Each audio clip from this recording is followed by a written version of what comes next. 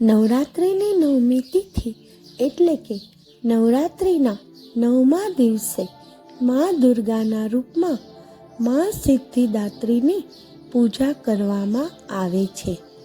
એવું માનવામાં આવે છે કે મા સિદ્ધિદાત્રી ભક્તોની મનોકામના પૂર્ણ કરે છે અને તેમને ખ્યાતિ, શક્તિ અને સંપત્તિ પણ આપે છે.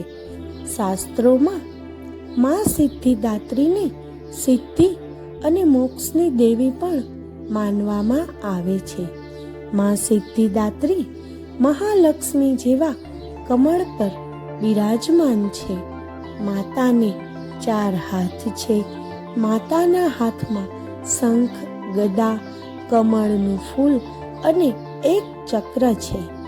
મા સિદ્ધિદાત્રીને દેવી સરસ્વતીનું સ્વરૂપ પણ માનવામાં આવે છે.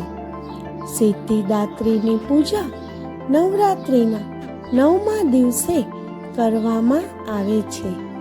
દેવ, યક્ષ, કિન્નર, દાનવ, ઋષિમુનિ, સાધક અને ગૃહસ્થ આશ્રમમાં જીવનયાપન કરનારા ભક્ત સિદ્ધિદાત્રીની પૂજા કરે છે.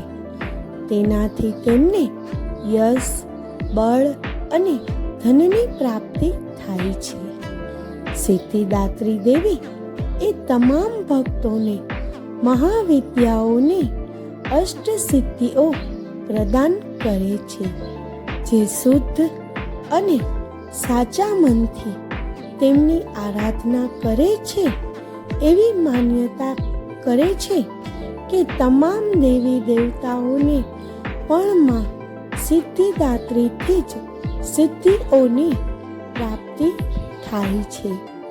નવરાત્રિ પૂજનના 9મા દિવસે તેમની ઉપાસના કરવામાં આવે છે.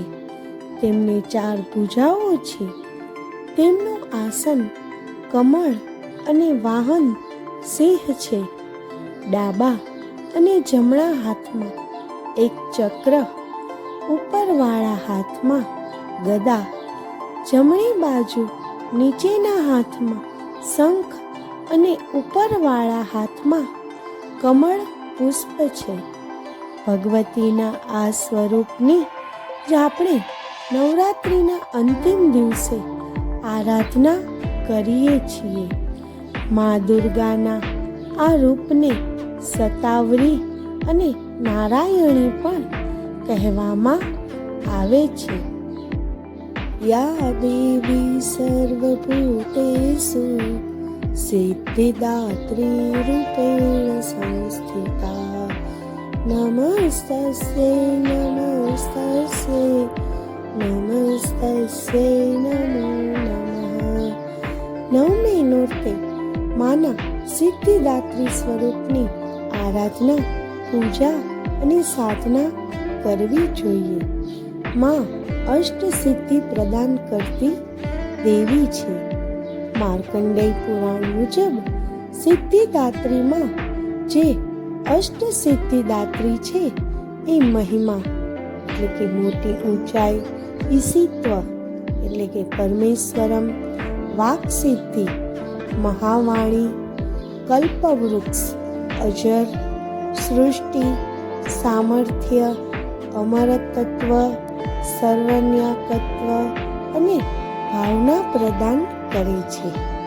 દેવી પુરાણ અનુસાર શિવે માતા સિદ્ધિદાત્રીની કૃપાથી જ સર્વે સિદ્ધિઓ પ્રાપ્ત કરી હતી. આથી તેઓ અર્ધનારીશ્વર તરીકે ઓળખાય છે. તો જય અંબે, જય મા સિદ્ધિદાત્રી.